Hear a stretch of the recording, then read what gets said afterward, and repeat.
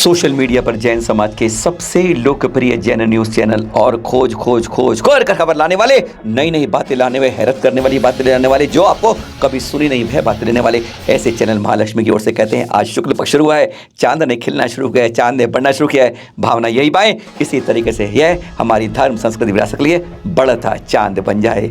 और उसी बारे में सादर जय जगन्नाथ करते हैं आज के पावन दिन की शुरुआत खास बात के साथ। आज का पावन दिन मंगसरी शुक्ल एकम, समझ गए आप। 90 करोड़ सागर हो गए थे हमारे 8वें तीर्थंकर चंदा प्रभु को सिद्धालय गए हुए। और फिर एक दिन आरण स्वर्ग में ना देव की माला मुरझाने लगती है। आज पहला दिन 6 महीने रहती है माला मुरझाते हुए, यानी उनका काल अब 6 महीने रह गया है।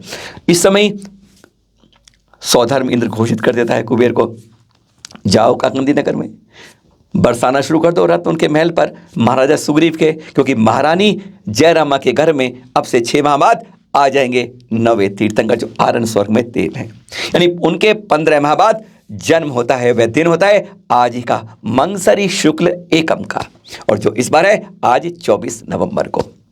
काकंदी में खुशियां होती हैं, रत्न बरसों का सिलसिला उस दिन थम जाता है और जन्म हो जाता है 9वें तीर्थंकर का, जिनकी आयु थी 2 लाख वर्ष पूर्व। पूर्व का मतलब समझ जाइएगा आप। और साथ में कथा 600 फुट ऊंचा, दूध से भी ज़्यादा सफ़ेद। अरे इसका मिसाल कर नहीं सकते हम और आप। ऐसे 50,000 वर्ष उनका कुमार काल में जीवन निकलता है, 50,000 वर्ष से कुछ ज़्यादा 28 पूर्वांग वह राज करते हैं। और एक दिन देखते हैं उल्कापात, नीचे गिरते हुए क्षण भर में खत्म होते हो। ओह, ऐसा ही क्षणभंगुर जीवन है, आया है चला जाएगा, बस यही जन्म का सिलसिला चलता रहेगा क्या? इसको अब रोकना होगा। बस वैराग्य की भावना बलवती होती है, अपने पुत्र को राज बढ़ देते हैं और 1000 के साथ अपनी कांगे तीरंगर के वन में पहुंच जाते हैं, जहाँ पंचमुष्टि केशकर नाग वृक्ष के नीचे कठोर तप में 4 वर्ष कठोर तप। वह भी दिन पावन आज ही का था, यानी मंगसरी शुक्ल एकम का दिन था। दोनों दिन जन्म और तप कल्याणक एक ही दिन होता है हमारे 9वें तीर्थंकर पुष्पदंत भगवान जी का। बोलिए ऐसे पावन दिन हमारे 9वें तीर्थंकर भगवान पुष्पदंत जी के जन्म और तप कल्याणक की जय जय जय। गिरनार के बारे में बात करने से पहले आपसे आज बात कर लें, आज शाम को 8 बजे आपके साथ आएंगे, शिखर जी के बारे में बात करेंगे। 2 बड़े तीर्थ हैं। हाँ, शिखर जी के लिए हमें 18 दिसंबर लाल किले मैदान तो आना है, पर हाँ वहाँ पर अंत्येष्टि करनी पड़ी एक यात्री की। और पता है कैसे? टॉर्चों की रोशनी से करनी पड़ी। अंतिम क्रिया के लिए सामान तक नहीं मिल पाया। कैसी दर्दनाक कथा है वह आज आपको बताएंगे, आप सुनकर हैरान हो जाएंगे। क्या सुविधाएं हमारी शिखर जी में, आप सुनकर आंख नीचे हो जाएंगी, नम हो जाएंगी, हो सकता है आंसू बहने। पर आज बात करें इस समय गिरनार जी से। गिरनार जी के बारे में कई खुलासे हम पहले कर चुके हैं, कई दृश्य दिखा चुके हैं। अब इस समय 2 चर्चा के विषय में लोगों ने वहाँ पर यात्रा की, उसके बारे में हमने बात भी करी। पहले थे महापरिषद के अशोक बड़जात्या जी अध्यक्ष, उन्होंने वंदना की। और कुछ दिनों बाद गए, अब से समय पहले, खिल्ली मल जैन अलवर के, जिन्होंने अभी हाल में गिरनार जी के 1947 के रूप को जारी रखने के लिए केस दायर किया है। इन 2 की चर्चा आज आपसे कर रहे हैं और खुलासा कर रहे हैं इस बारे में क्या क्या बदल गया है। तो इस बारे में पता है क्या कहते हैं?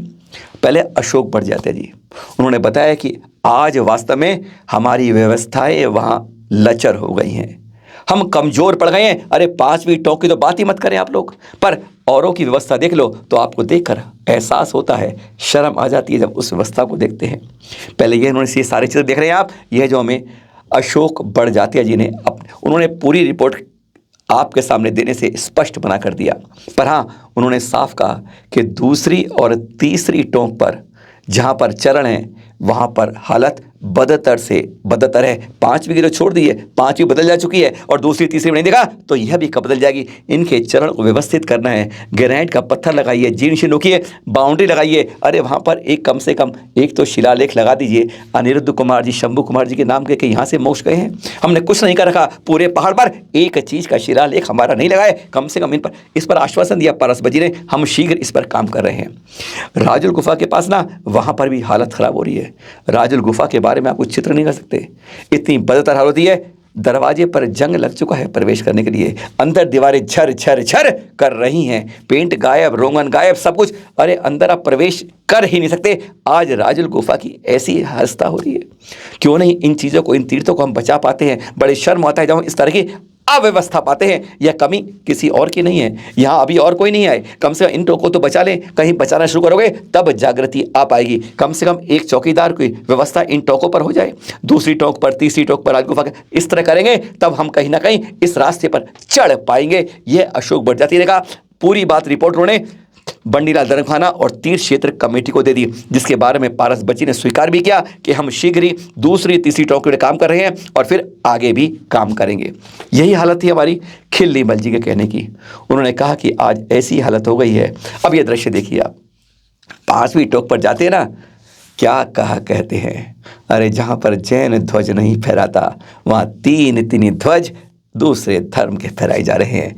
अरे एक झंडा अपना भी लगा होता, जनगण के रूप में जैन ध्वज लगा होता तो सचमुच कुछ तो कहते। स्टे मिला हुआ है, सब स्टे के अंदर सब कुछ बदला जा रहा है। आज अफसोस यह हो रहा है, गिरनार जैसा था अब वैसा नहीं रहता, उसको रूप से बदल दिया जा रहा है और हम हाथ पर हाथ रखकर जैसे उन्हीं की आँच के अंदर अपनी रोटियां अपनी ही आग पर सेक रहे हैं। बुरा लगा हुआ पर आज हकीकत यही है। पर पारस बच्ची आश्वासन देते हैं, तीर्थ क्षेत्र कमेटी आश्वासन देती है, हाँ कार्यवाही करेंगे। अब देखना कब है कि कार्यवाही शुरू कब होती है। आज शाम को भूलिएगा मत, आज शाम को बात करेंगे शिखर जी के बारे में। एक दर्दनाक यात्री की मृत्यु हो जाती है वहाँ पर और फिर उसे कोई सुविधा फिर नहीं मिलती, और एक ना कोई अस्पताल की सुविधा ना कुछ, और अंत्येष्टि के लिए जब अंतिम संस्कार करते हैं तो पता है कोई बत्ती नहीं मिलती, कोई रोशनी नहीं मिलती है। टॉर्च जो होते हैं जब चढ़ते वंदनाओं पर, उनसे उनका अंत्येष्टि की जाती है। दर्दनाक कथा आज रात को 8 बजे आपके पास। आज बिल्कुल दुख है इन बातों को सुनाकर। सादर जय जी।